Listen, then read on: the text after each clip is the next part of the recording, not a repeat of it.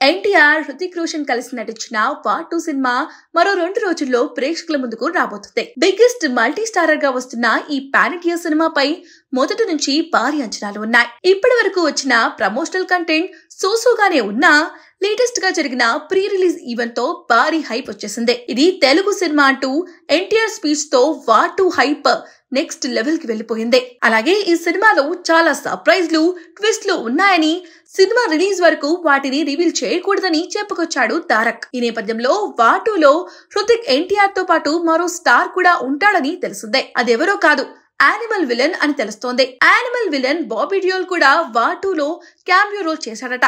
ఆ సీన్స్ చాలా బాగా వచ్చాయట. బాబీని థియేటర్ లో చూసిన ఆడియన్స్ సర్ప్రైజ్ అవుతారని సమాచారం. ఇదే కాదు, సినిమాలో ఇలాంటి సర్ప్రైజింగ్ క్యామియోలతో పాటు చాలా ట్విస్ట్లు ఉంటాయని మేకర్స్ చెప్తున్నారు. ఇక ఈ సినిమాను తెలుగులో నిర్మాత నాగవంశీ భారీ ఎత్తున రిలీజ్ చేస్తున్నారు.